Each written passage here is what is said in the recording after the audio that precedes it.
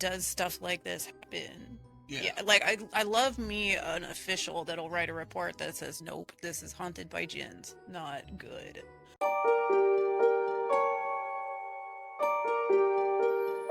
Welcome everybody to Unraveling the Unexplained. My name is Kat. I'm a longtime astral traveler and spirit consultant. This is my brother John, who is a longtime fan of the creepy and the paranormal. Hello, folks. He has picked out a video for me to react to. I don't know what it is, but we are about to find out together.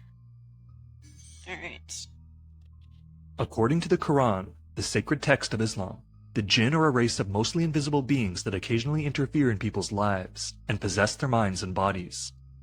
The similarities between Jinn, fairies, and 20th century aliens suggest that they may all be manifestations of the same phenomena, filtered through different cultures. The precise origin of belief in the Jinn is difficult to establish. Some scholars place the origins of these invisible beings as far back as nature gods worshipped by the Sumerians, Assyrians, and Babylonians, while others think that the idea grew out of Arabian folk belief in demons who could take the form of animals. Long before the emergence of Islam in the 7th century CE, the nomadic Bedouin people living around the Arabian Peninsula are thought to have passed on belief in desert spirits and nature gods to settled populations. German anthropologist Joseph Henninger proposed that some of these gods and demons were jinn who were gradually elevated to the status of gods. For example, Pazuzu was an early desert wind god or demon who may himself have originated from the Egyptian desert god Set the Destroyer. Ancient Mesopotamian cultures believed in various types of spirits described as half human and half supernatural. Sometimes these demons had sexual relations with humans, just as the jinn were known to do. For example, the Rabisu of Babylonian lore, a kind of divine messenger that often brought ill fortune to those it visited, had the same characteristics. Okay, so I don't have a ton of experience with Jinn as in as a cultural thing or what the culture behind it is. This is kind of interesting. I have come across at least one entity that self-identified as a Jinn. Okay. Like when I was one of them actually said that that's what they were. Yes, I have had an entity that I was interacting with during an astral state in my room self-identify as a Jinn. And I have had other entities, like he's describing some entities will attempt sexual relations with humans, and I have had entities that try that sort of behavior. I've personally always interpreted it as just a different way to try to gain energy from you or take, energy off of people. Yeah. But we'll see what they have to say about it.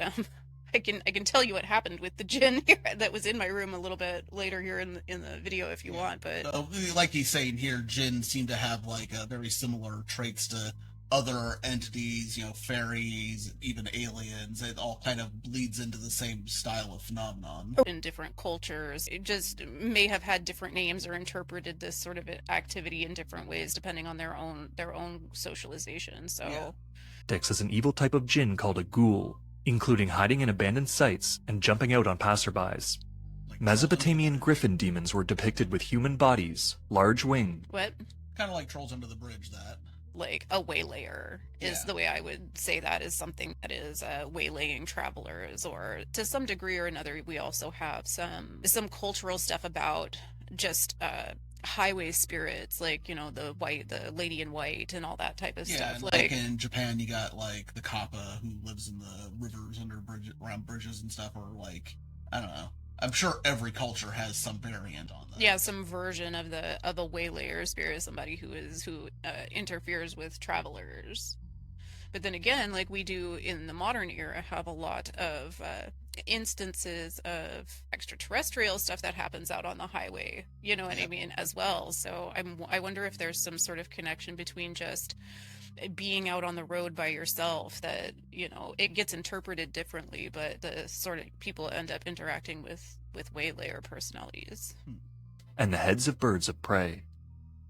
Others were portrayed with lion's paws, horns, and donkey's teeth.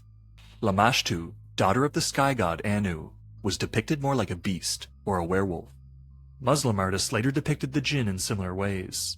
Some notable representations of Arabian jinn gods have been found in the city of Palmyra in modern Syria, which grew prosperous through trade under the Roman Empire, and was influenced by many cultures along the Silk Road trade routes that connected the Western and Eastern worlds.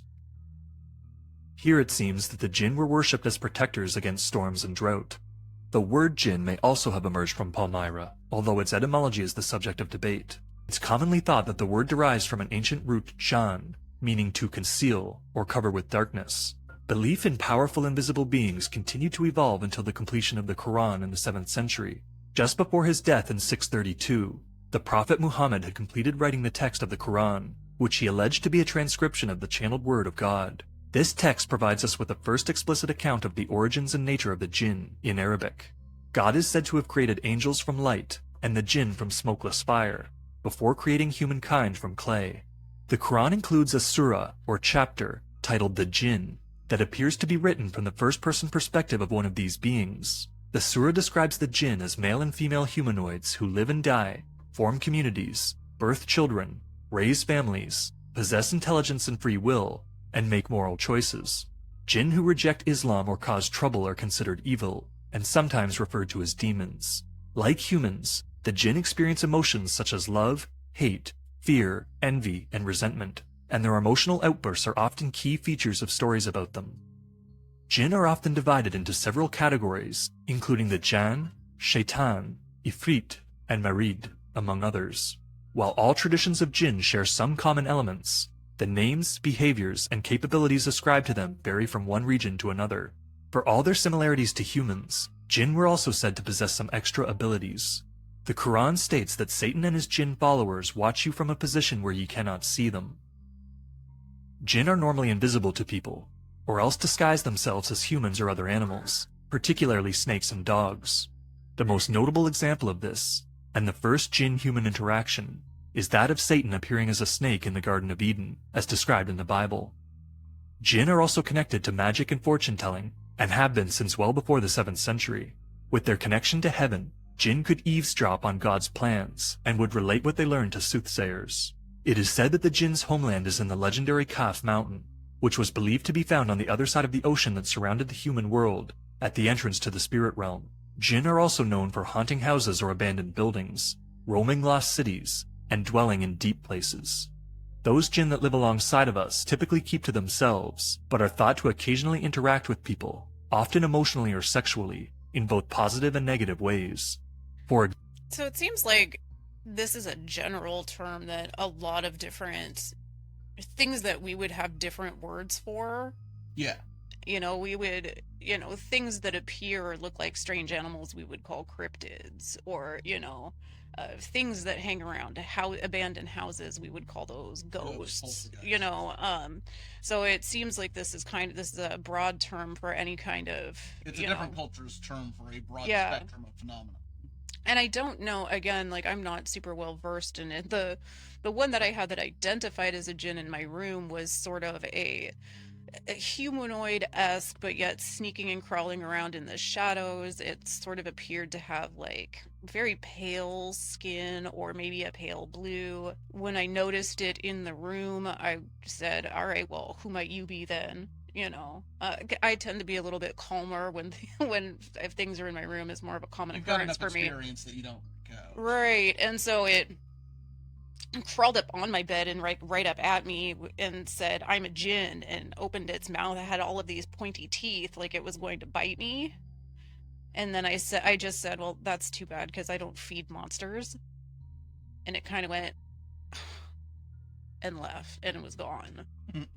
So that, and again, I don't know if that's, for me, I always interpreted it in like, I don't know if that like was a Jinn, or if that was the spirit of a person who came from that culture, and so now that they're transitioned and behaving in this way, they now identify themselves as a Jinn. Like, that was not clear to me from the interaction. Yeah. But certainly denying it the kind of fear or energy that it was obviously wanting, trying to like come at me or bare its teeth at me or whatever. And when I was like, well, I don't feed monsters, so that's unfortunate, it just kind of was like disappointed and left. So I don't know, maybe somebody can let me know if that's Jinn behavior. It seems like there's a broad spectrum of Jinn behavior. It seems to me that Jinn encapsulates a lot of potential things, because we were talking about, like, we have different categories of them, different names for different types. We even some get categorized by color, Yeah, and so like a sort of an entity that's trying to, elicit sexual energy from you. Like for us, we would call that an incubus or succubus. So we would call it something different, but this seems to encapsulate a lot of different behaviors that have other cultures have noticed as well, just have different words for. So Example, the Jinn were said to possess human beings, or to give them physical or mental disease. Malevolent acts have long been blamed on the evil Jinn, the shaitans, ifrits, merids, and ghouls. Jinn are said to speak through and control the behaviors of those they possess, and can in some cultures be exorcised by various methods.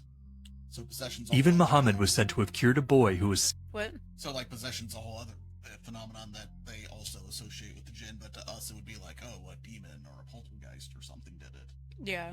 Jinn were also thought to inspire poets and other artists to produce work that was noticeably different and often much better than their usual output, much like the Greek concept of a muse or a genius. Even Muhammad was initially worried that his Quranic revelations were Jinn-inspired. The Hadiths, a canon of third-party accounts of the Prophet's words and deeds, reference several of his encounters with Jinn. For example, the Prophet was once praying in a mosque when he was interrupted by a large ifrit, only to send it away humiliated. In the centuries since Muhammad's passing, Muslim scholars have debated the nature of the Jinn, often reaching very different conclusions. Scholars disagree on whether Jinn and humans can or should interbreed, for example. They also disagree on the physical makeup of the Jinn.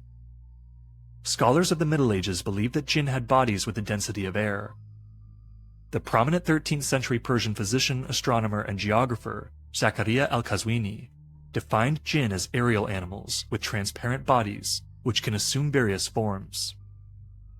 He and others believed that the Jinn could only be seen when their forms were condensed, but he noted that other freethinkers considered the Jinn to be nothing more than unruly men. In the 10th century CE, a legend emerged that King Solomon, the third or fourth king of Israel, wielded power over Jinn due to a magical sealing ring he wore. Following the efforts of Pope Sylvester II to bring Arabic knowledge to the West in the early 11th century, European intellectuals became gradually more familiar with stories of Jinn. The prominent 16th century Swiss physician and alchemist, Paracelsus, wrote of creatures he called elementals that inhabited a state between the material and the immaterial, and could marry and breed with humans. His 4 elemental spirits, the undines, salamanders, sylphs, and gnomes, were highly reminiscent of al-Qazwini's aerial Jinn. Jinn further penetrated Western culture after the first English translations of 1001 Nights in the early 18th century. These tales were first compiled in Arabic, drawing stories from Arabic, Egyptian, Indian, Persian, and Mesopotamian folklore. Western writers shed the Jinn of their Islamic associations and reimagined them as the wish-granting genies that we see today in Western media. Many Muslims today have come to interpret the stories of Jinn in a metaphorical sense. Nonetheless, in Pakistan, where around 96% of the country's population is Muslim, a 2009 public opinion poll found that 89% of respondents believed in the existence of Jinn. But even those not raised to believe in the Jinn have had encounters with them. David Morehouse is a retired remote viewer for the US military. In his book Psychic Warrior, Morehouse relates an event that occurred in the spring of 1987. He and other US troops were camped with Jordanian soldiers for training exercises in Jordan, in a desert valley called Batn el Ghul, which means belly of the beast. The Jordanian soldiers considered the region haunted by Jinn, and some had even seen them. While there, Morehouse was accidentally shot in the helmet, leaving a large bump on his head. Morehouse describes waking that night to a surreal light outside the tent. He walked out to a cliff to see the valley, and saw dark figures gliding like apparitions around the groupings of tents. Cries came from the Jordanian encampment, and Morehouse turned to run for help. As he sprinted away, he ran directly into one of the figures, but passed clear through it. In eastern Saudi Arabia, there's a region of salt flats in the desert that's notorious for hosting Jinn. Journalist Robert Lebling spoke to an oil worker there, who told him about a man he knew who had an odd encounter while attempting to take a shortcut across the flats. The truck driver and his assistant were hours into the flats when their truck broke down, so the assistant left to walk to the nearest town, while the driver stayed with the vehicle. After sundown, the driver started sleeping, but awoke in the night to 2 voices. After climbing down out of the truck, he was approached by a woman and a small boy she pulled close by her side. The woman was entirely cloaked in black and addressed the driver by his name, asking him why he came there, telling him that the place was their home, admonishing him that he should never come again, and warning him that he'll pay for this sin. The woman then swiveled her head from side to side like a bird, yelled and cursed at him, then hit him in the chest so hard that she knocked him backwards and made him lose consciousness. The next morning, the driver awoke alone and found that he'd lost his voice, which he did not regain for weeks afterwards. In the year 2000, the Al Fiqhiyya Institute of Education, a girls' school located in the port city of Jeddah, Saudi Arabia, experienced a range of phenomena alleged to be due to a jinn haunting. Several of the teachers suffered fits and seizures, with one having a miscarriage. Teachers refused to return to the school while it was haunted. A Saudi cleric asked by authorities to investigate submitted his report to the educational government body, stating that the school was inhabited by jinns. I do love me a general culture that's more open-minded about, does stuff like this happen? Yeah. Like I love me an official that'll write a report that says, nope, this is haunted by jinns. Not good. Um, I love to see it. It all does sound similar to things that I've experienced, and once again, I'm not sure culturally. For me, I don't have, like, I'm barely Western culturalized, in that I'm also not religious or super into Christianity, or so I also don't see angels and demons when I look at these types of entities. Yeah. You're looking just at the fact that these are entities of energy or another dimension type. Right, yeah, I tend to interpret this as an energy personality construct that I'm interacting with. I like that some of the scholars have debated whether these are, physical beings, or if they're beings of a condensed air sort of a texture. In my experience, it's usually an energy form or a spirit form. If we continue to pour validity input into them, it's in order for a personality to manifest here in the physical plane, it actually needs to force itself into the physics of this plane. And so, yeah, it would involve condensing the energy down in order to physically interact. And that can happen, anytime you have stuff falling over or things moving. It's sort of what we would call poltergeist activity. Anything like that, it involves a naturalized entity, like something that wasn't born in a physical form here, attempting to consolidate their energy into a physical form that can then interact with the environment. That tracks with me. And I'm not surprised out in places where other people normally aren't, and feel not terribly pleased at humans being out in their space.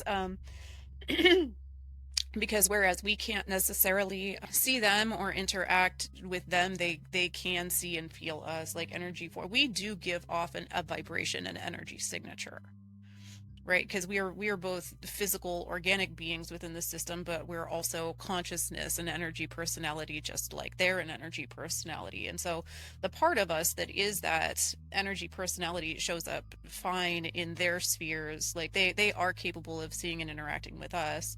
And for people like this gentleman who's a remote viewer, who is out with troops, which is interesting. It was not clear to me whether he was there as a remote viewer or if he just happened to be in the military and was a remote viewer. That part was not clear. I wouldn't be surprised if the military just decided, we're taking remote viewers with us. That'd be interesting. But for somebody like that to end up in a shift state and being able to see everything that's around, or see the extra entities in the room, right? So, but when we're operating strictly from our human perspective, using our eyes and light and everything to interpret the environment around us, we're not perceiving that there are other energy signatures around, unless you're used to feeling for that, used to using your consciousness as one of your senses. But most people are not, so. Yeah. The prominent 20th century Muslim writer, Muhammad Asad, was early to note that the jinn could account for past encounters of supernatural beings like ghosts and demons. It's significant that not only do the jinn have much in common with the pre-Islamic traditions that they derived from, but that they have much in common with similar traditions of invisible people all around the world. Many other cultures in Asia, Africa, Europe, and South America have traditions of nature-based little people that live alongside humankind. Yeah, you see his teeth? Much like what you saw. That's what it looked like. I mean, the rest of it is painted up. It just Yeah. had like weird pale blue skin or whatever, but those teeth is that's what his teeth looked like. European Christians have long spoken of encounters with strange beings in the Middle Ages that were variously referred to as fairies, lutins, and kobolds, among other names. Descriptions of jinn as light, vaporous beings strongly resemble descriptions of elves, fauns, fairies, and sylphs in Northern European folklore. Similarly described spirit guardians are found as close as Ireland and Scandinavia, and as far away as China. Much like European fairies, kobolds, and leprechauns, the jinn were sometimes said to guard hidden treasures. Similar to the thieving house fairies of European lore, jinn were also said to steal objects and individuals. According to two hadiths, Muhammad recommended that people prevent evil jinns from stealing during the night by covering their utensils, tying up their water skins, and keeping their children close. He also claimed that the jinn feared iron, a trait that they shared with fairies in Scotland, demons in West Africa, and evil spirits in Sri Lanka. It's now known that iron produces a magnetic field, and that magnetic fields have a strong effect on plasma. It has also been established that poltergeist activity.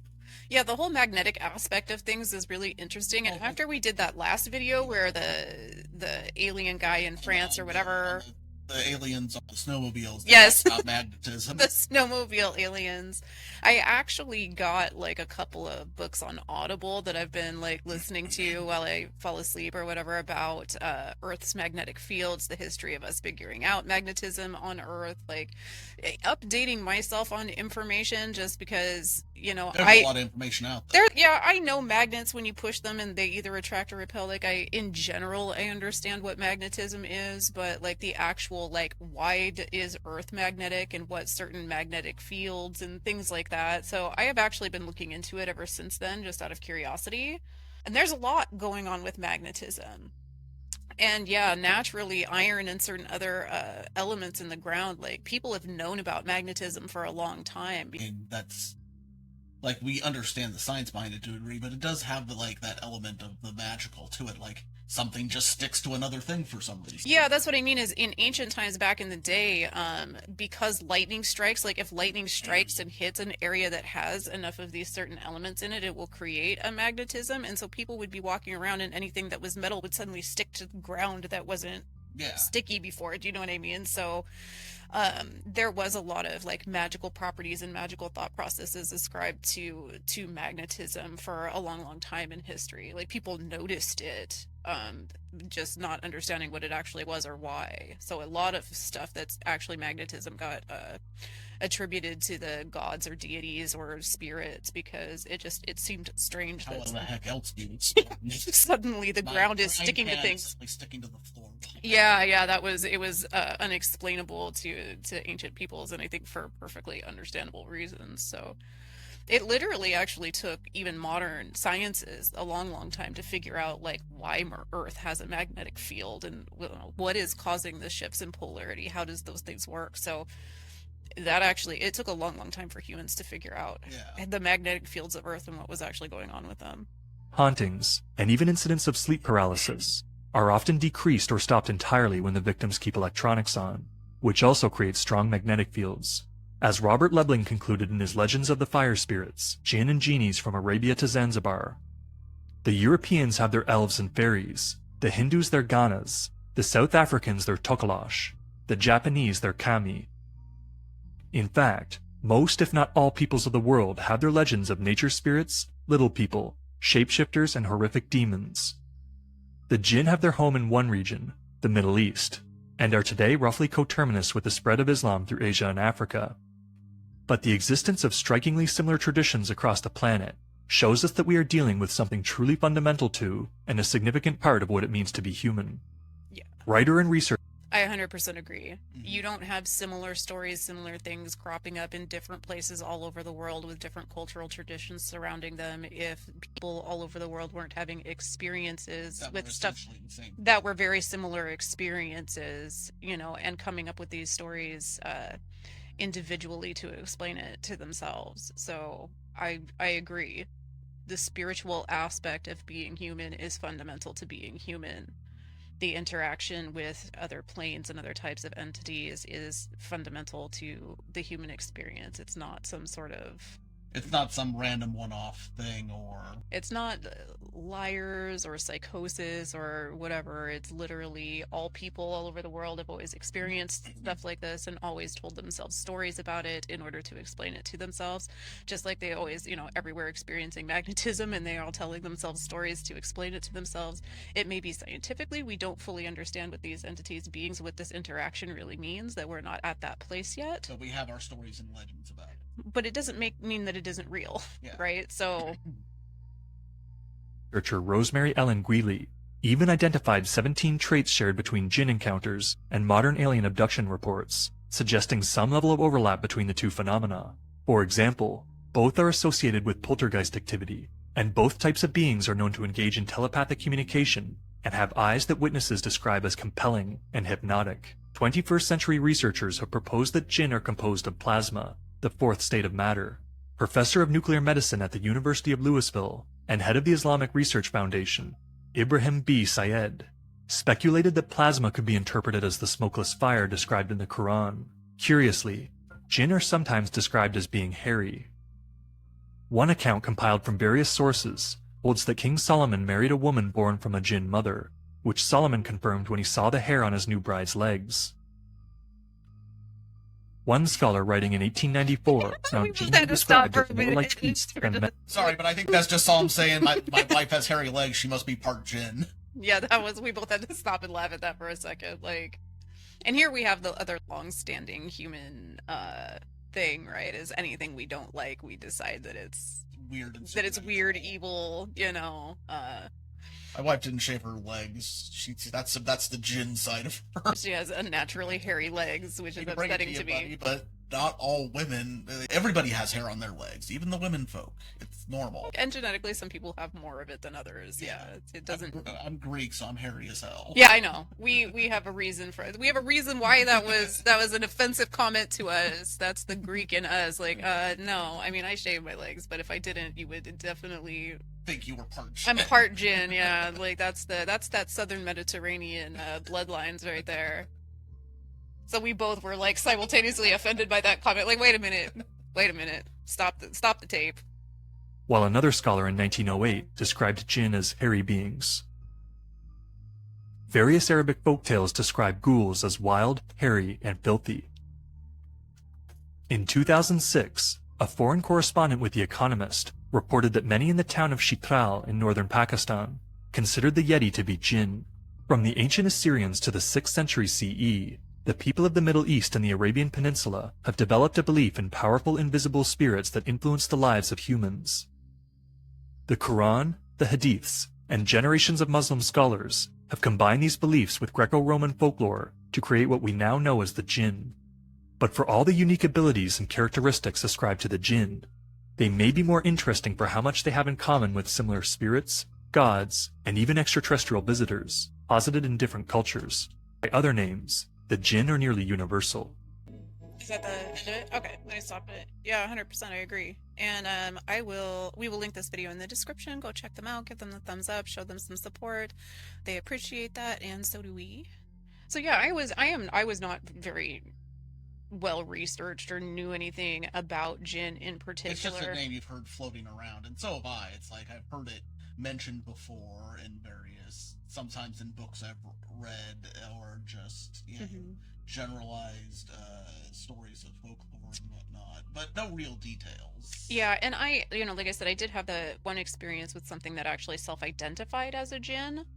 But to my way of thinking, like I don't know what the Jinn are, if they were, gods or powerful or other entities. So my assumption of that interaction was that it was a transitioned human entity that has been wandering around in energy form in a 3D plane for long enough and pestering and bothering other people that they've sort of adopted the persona of a Jinn, because it was also very, this was also a very easy entity to rebuke, like the minute I wasn't giving it what it wanted, it left. The minute I was like, yeah, no, I don't feed monsters, it was like, fine, and left. So, my interpretation of this is not, there wasn't a lot of momentum to that personality. There wasn't a lot of resolve to that particular personality. And in my experience in general, anything that self-identifies as the human term for it is usually a human spirit that has adopted that identification on the other side. Because most things that are actually entities that come from another plane don't necessarily use our words for them as an identifier. So it's actually rare for me to come across something that says I'm a Jinn or I'm a demon. And usually when they do, it's, no, you're not. You're Bob. And I'm sorry that you've been having this experience on the other side for such a long time that you've decided you're a demon, but It's basically a human spirit cosplaying as whatever. right. Or, and I don't know what the culture is surrounding jinns, right? But for us here, like, if you have somebody who has had their death experience but is not connecting with the light, not connecting with, with heaven or whatever you want to call it, and feels stuck wandering around in 3D reality in a spirit form, and the few people that they do interact with or can see them get afraid, yell at them, demon, I rebuke you, and depending on how religious the personality was to begin with, they may actually believe that I'm damned, I'm cursed, I must be a demon now. You know, I can see how that belief would persist into the afterlife for somebody who is confused and just stuck on the physical plane in an energy form. They may actually come to believe that they are a demon. If we believe that demons are people who get sent to hell after they die or whatever, or people who are in limbo, the only thing they can do is terrorize people because they can't do anything else. But generally speaking, anytime I've had an entity or a personality that actually identifies as demon or something like that, they've been generally pretty easy to rebuke. Like, no, you're not, go away, or Yeah. I'm not buying this, and then they leave or go away. Whereas sometimes you interact with entities that genuinely are from other realms that are more difficult than, like, they definitely have their own. They have a bit more oomph. They got a little bit more oomph to them than that, yeah, for sure. So that's just from my perspective of having interacted with various personalities in astral state, in an energy state myself. It does sound like there's a broad spectrum of types of entities that this covers. This doesn't necessarily go into detail on each supposed different individual type of Jinn. It just sort of is a broad overview of the concept of Jinn. And broadly speaking, it sounds like they fill in the same place in a culture's mindset as angels and demons do in the West, or kami do in Japan. Or the fairy folk, Yeah. all of those types of words we use to describe entities and beings that exhibit similar behaviors. So I think that's 100% valid, and I do think that people all over the world have at various times interacted with similar kinds of personalities and we've adopted different names and classifications for them depending on what And it's culture entirely we come possible from. because I think the influence does go both ways to a degree. Sometimes those entities are going to take on specific traits that would fit whatever culture they're interacting with because the human perception projects itself onto whatever it's seeing. So if they're seeing another worldly entity and they come from a culture that believes in Jinn, the entity they're interacting with might look like what they think a Jinn would look like. Yeah, the visual perception, the vibration begins to be translated into what the perception of that energy is on our end, for sure. I do also think that you have a point in that, and it's been my point of view for a long time, that the old gods definitely, to some degree or another, adopted our interpretation of them, like adopted our names for them, because gaining so much energy, so much worship, so much attention from humans, so much interaction with humans on that level.